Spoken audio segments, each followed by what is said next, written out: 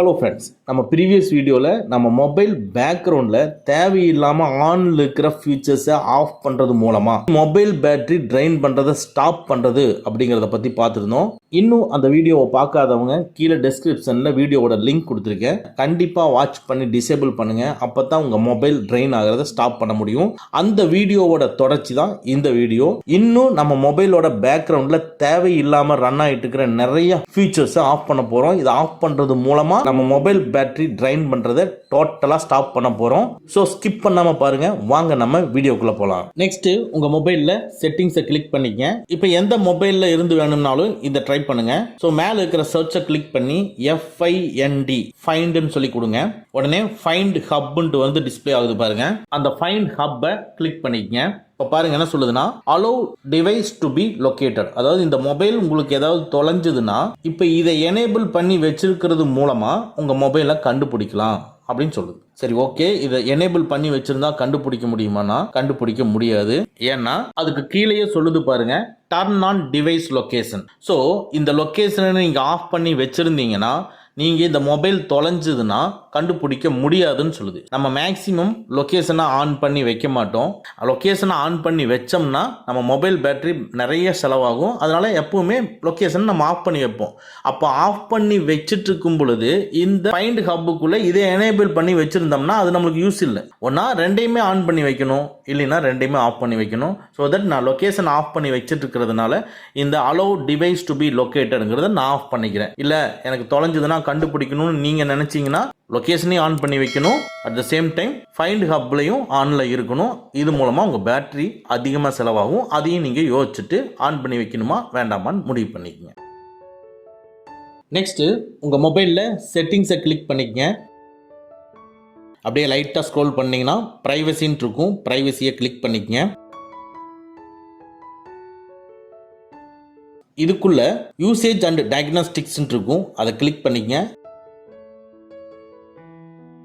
இது பாருங்க ஆன்ல இருக்கும். இதுல என்ன சொல்லியிருக்குன்னு பாருங்க, நம்மளுடைய ஆண்ட்ராய்டு டிவைஸை இம்ப்ரூவ் பண்றதுக்காக நம்ம பண்ற டீடைல்ஸ் எல்லாமே ஆட்டோமேட்டிக்காக கூகுளுக்கு அனுப்புகிறோம் அப்படிங்கிற ஆப்ஷன் எனேபிள் இருக்கு. ஸோ தட் நம்ம என்ன பண்ணாலும் ஒரு அப்ளிகேஷனில் போய் நீங்கள் சேட் பண்ணுறீங்க, சரி ஏதாவது கால் பண்ணுறீங்க, வாட்ஸ்அப்பில் ஏதாவது சென்ட் பண்ணுறீங்க, ரிசீவ் பண்ணுறீங்க, இது எல்லாத்தையும் மானிட்டர் பண்ணி ஸோ நீங்கள் என்னென்ன பண்ணிட்டு இருக்கீங்க அப்படிங்கிற யூசேஜ் அண்ட் டயக்னாஸ்டிக்ஸை கூகுளுக்கு அனுப்புது. இது அனுப்புறது மூலமாக ஆண்ட்ராய்டு ஆப்ரேட்டிங் சிஸ்டத்தை இம்ப்ரூவ் பண்ணுறதுக்காக யூஸ் பண்ணுறாங்க. இது ஆன்லேயே இருக்கிறதுனால நம்மளுடைய பேட்டரி ட்ரைன் ஆகிட்டே இருக்கும். ஸோ தட் இதை ஃபஸ்ட்டு நீங்கள் ஆஃப் பண்ணிருங்க. நம்ம ப்ரீவியஸ் வீடியோவில் பார்த்தது சென்ட் டயக்னாஸ்டிக் டேட்டா, அது வேற.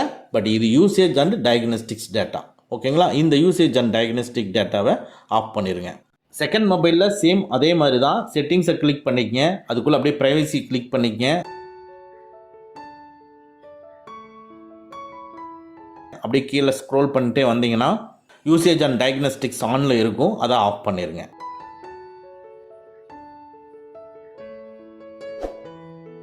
நெக்ஸ்ட், உங்க மொபைல்ல செட்டிங்ஸை கிளிக் பண்ணிக்கங்க. அப்படியே லைட்டா ஸ்க்ரோல் பண்ணீங்கன்னா நோட்டிபிகேஷன்ஸ் அண்ட் கண்ட்ரோல் சென்டர் இருக்கும். அதை கிளிக் பண்ணிக்கங்க. இதுக்குள்ள ஆப் நோட்டிபிகேஷன் இருக்கும். அதை கிளிக் பண்ணிக்கங்க. பாருங்க, இந்த நோட்டிபிகேஷனுக்குள்ள எல்லா வகையான ஆப்ஸ்க்குமே நோட்டிபிகேஷனுக்கு உண்டானது எனேபிள்ல இருக்கும். ஸோ நம்ம அடிக்கடி யூஸ் பண்ணக்கூடிய அப்ளிகேஷன்லாம் எதுவும் நீங்க பார்த்துக்குங்க. அதுக்கு மட்டுமே நீங்க நோட்டிபிகேஷன் எனேபிள் பண்ணிட்டு மீதி இருக்கிறதுக்கு எல்லாத்துக்குமே நீங்க டிசேபிள் பண்ணுங்க. ஏன்னா ஒரு சின்ன சின்ன விஷயம் கூட நம்மளுக்கு பேட்டரி ட்ரெயின் ஆகுக்கு உண்டான வாய்ப்புகள் நிறைய இருக்கு. அதனால ஃபார் எக்ஸாம்பிள் சிஸ்டம் அப்ளிகேஷன் முதல் கொண்டு ஒரு 50 to 100 அப்ளிகேஷன்ஸ் இருந்ததுன்னா அதுல மேக்ஸிமம் நீங்க ஒரு 10 to 15 அப்ளிகேஷன்ஸ் மட்டும் தான் யூஸ் பண்ண போறீங்க. மீதி இருக்கிற அப்ளிகேஷன்லாம் யூஸ் பண்ண மாட்டீங்க. அதனால அந்த நோட்டிபிகேஷன்ங்கிறத மேக்ஸிமம் தேவையில்லாத நோட்டிபிகேஷன்ஸ்க்கு எல்லாமே நீங்க எனேபிள் பண்ணியிருந்ததுன்னா டிசேபிள் பண்ணிக்கணும். ஓகேங்களா? ஸோ இதே மாதிரி தான் நம்ம செகண்ட் அண்ட் தேர்ட் மொபைலுக்கும் சேம் நோட்டிபிகேஷன் இருக்கும். இல்லையா நோட்டிபிகேஷன் சென்டர் இருக்கும், இல்லைன்னா நோட்டிபிகேஷன் அண்ட் ஸ்டேட்டஸ் பார் இருக்கும், இல்லைன்னா நோட்டிபிகேஷன் இருக்கும். இதுக்குள்ள போனீங்கன்னா அந்த ஆப் லிஸ்ட் இருக்கும். இது அதுக்குள்ள போய் அந்த அப்ளிகேஷன் எல்லாம் டிசேபிள் பண்ணிக்கங்க. நெக்ஸ்ட், உங்க மொபைல்ல செட்டிங்ஸை கிளிக் பண்ணிக்கங்க. அப்படியே லைட்டா ஸ்க்ரோல் பண்ணிட்டு வந்தீங்கன்னா லொகேஷன் இருக்கும். லொகேஷனை கிளிக் பண்ணிக்கங்க.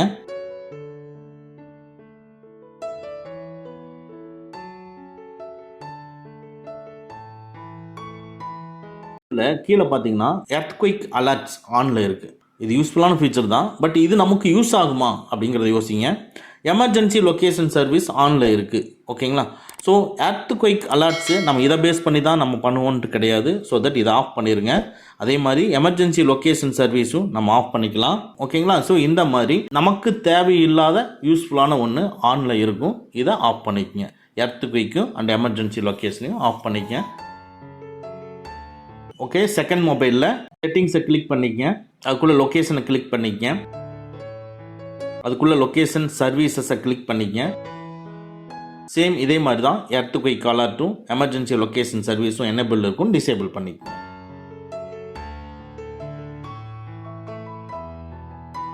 நெக்ஸ்ட்டு உங்கள் மொபைலில் செட்டிங்ஸை கிளிக் பண்ணிக்கங்க. அப்படியே லைட்டாக ஸ்க்ரோல் பண்ணிங்கன்னா லாக் ஸ்க்ரீன் இருக்கும். லாக் ஸ்க்ரீனை கிளிக் பண்ணிக்கங்க.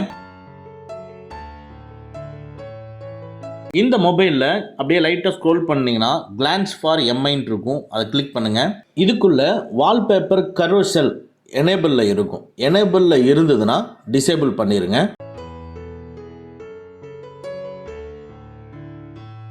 இதோட வேலை என்னன்னு கேட்டிங்கன்னா, அதாவது இந்த மொபைலுக்கு, அதாவது எம்ஐ மொபைலுக்கு அது தனியாக உங்களுக்கு தீம் அண்ட் வால்பேப்பர்ஸை செப்பரேட் பண்ணி வச்சுருப்பாங்க. உங்கள் மொபைல் லாக்கில் இருந்தால் கூட நீங்கள் ஆன் பண்ணும் பொழுது ஒவ்வொரு வால்பேப்பராக சேஞ்ச் பண்ணி வரும். நீங்கள் ஆன் பண்ணிட்டு உள்ளே போகிறப்ப ஒரு வால்பேப்பர் வரும். அதுக்கப்புறம் நீங்கள் லாக் பண்ணுறப்ப வேறு வால்பேப்பர் வரும். மறுபடியும் உள்ளே போகிறப்ப ஒரு வால்பேப்பர். இது மாதிரி மாறி வரும்பொழுது இது பேட்டரியை ட்ரைன் பண்ணிகிட்டே இருக்கும். பேக்ரவுண்டில் ஒர்க் பண்ணிகிட்டே இருக்கும். அதனால் எனேபிளில் இருந்ததுன்னா டிசேபிள் பண்ணிடுங்க. டிசேபிள் பண்ணிவிட்டு ஒன் ஸ்டெப் வெளியே வாங்க. இப்போ பார்த்தீங்கன்னா wake lock screen for notification. அதாவது நீங்கள் லாக்கில் இருக்கும் பொழுது ஏதாவது ஒரு நோட்டிஃபிகேஷன் வந்தோன்னா உங்கள் மொபைல் ஆன் ஆகணுமா அப்படின்னு கேட்குது. இதையும் நீங்கள் ஆஃப் பண்ணிடுங்க.